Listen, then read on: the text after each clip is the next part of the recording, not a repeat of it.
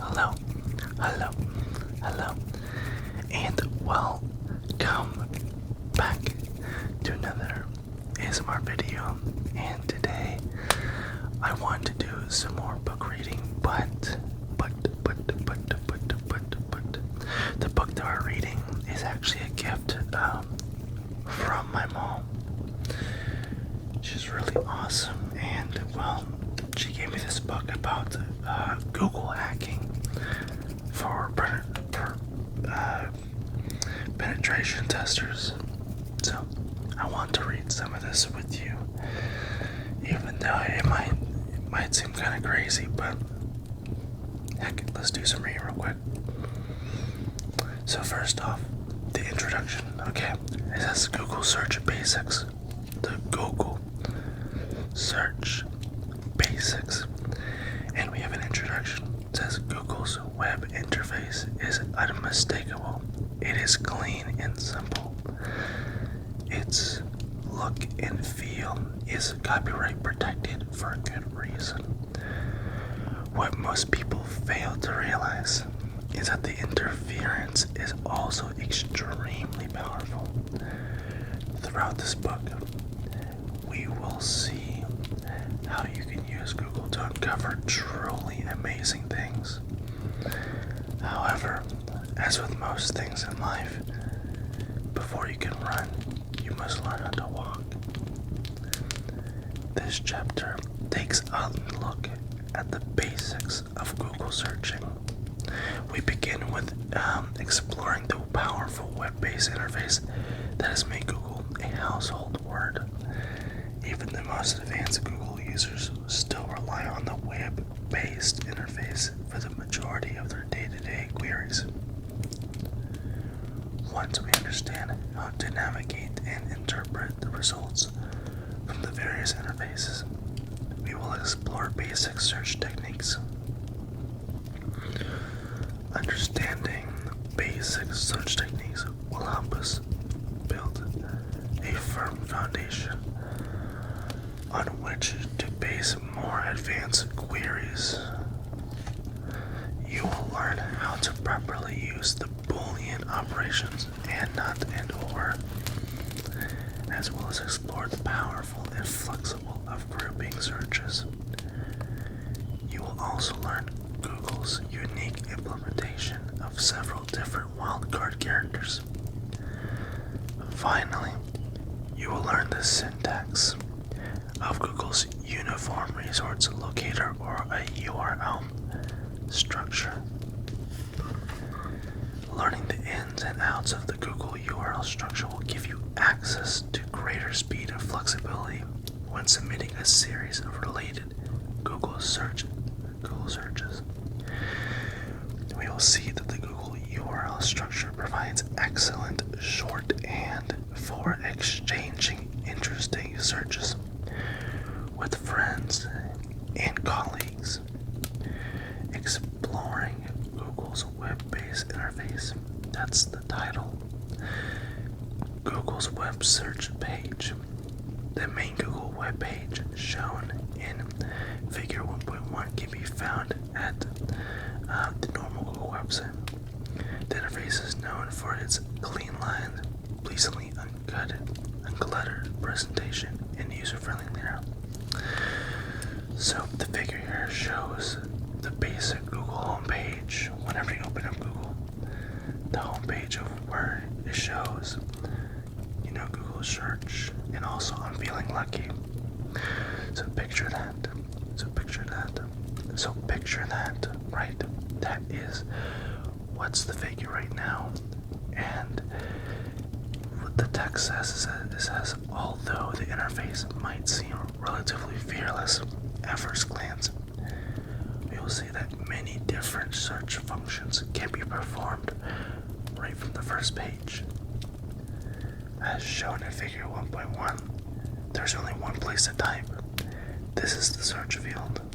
In order to ask Google a question or a query, you must simply type what you're looking for, then either press enter if your browser supports it, or click the Google search button to be taken to the results page for your query.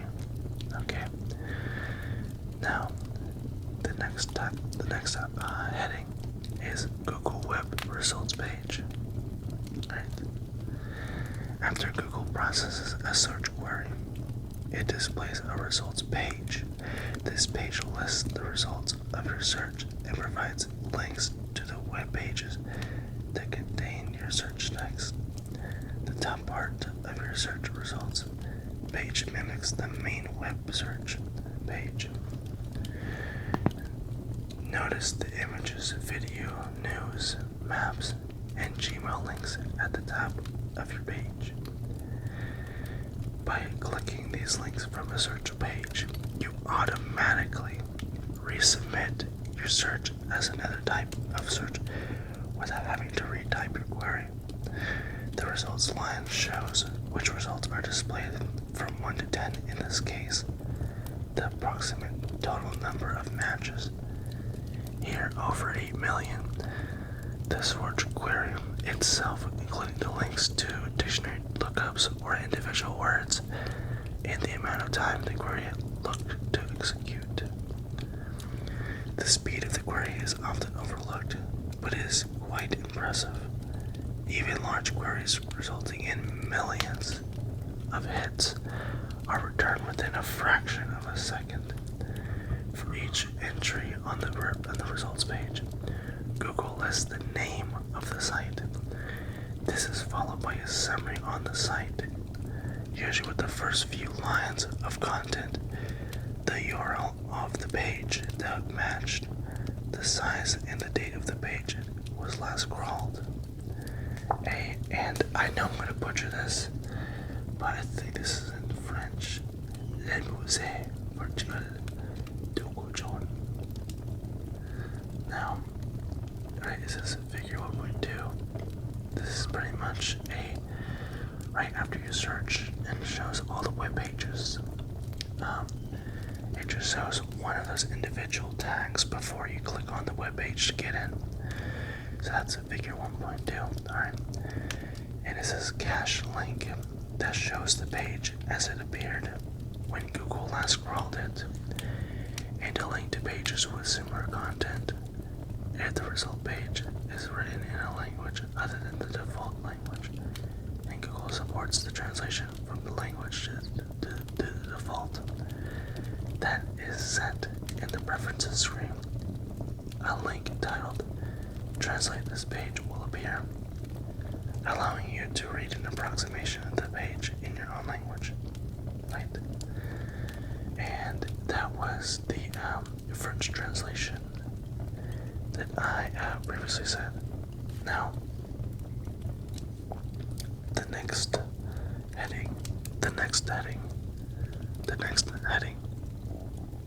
heading says Google Groups. It says Google Groups, right? And it says, due to the surge in popularity of web-based discussion forums, blogs, mailing lists, and instant messaging technologies, the oldest of public discussion forums, Usenet newsgroups, has become an overlooked form of online public discussion. Thousands of users still post to Usenet on a daily basis. A thorough discussion about what Usenet encompasses can be found at its website. Data News was once considered the authoritative collection point for all past and present news group messages until Google acquired Datachat.com in February 2001. This acquisition gave users the ability to search the entire archive of Usenet messages posted since 1995 via the simple and straightforward Google search interface. Google now refers to Usenet groups as Google Groups.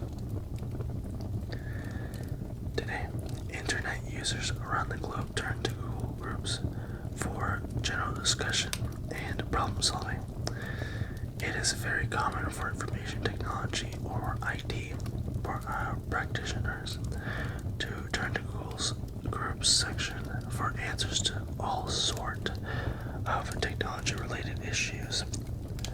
The old Usenet community still thrives and flourishes behind the sleek interface of the Google Groups search engine. The Google Groups search can be accessed by clicking the Groups tab of the main Google web page, or by surfing to the Google page. The search interface looks quite different from others, as the major difference between the Google search page and the web search page lies in the newsgroup browsing links. So, real quick, even though it's pretty much talking about Google Groups, I want to see there's actually a really good section that I personally like to read. I think there goes to 119. Let's go to 119.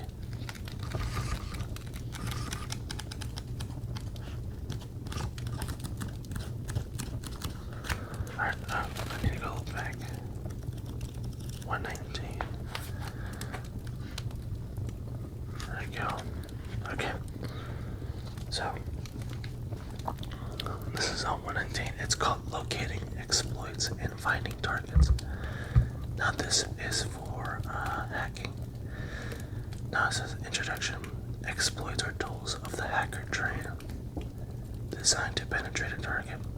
Most hackers have many different exploits at their disposal. Some exploits, termed zero-day or zero-day, of course, remain underground for some period of time, eventually becoming public, posted to news groups or web pages for the world to share. With so many websites dedicated to the distribution of exploit code, it's a fairly simple and harness the power of Google to locate these tools.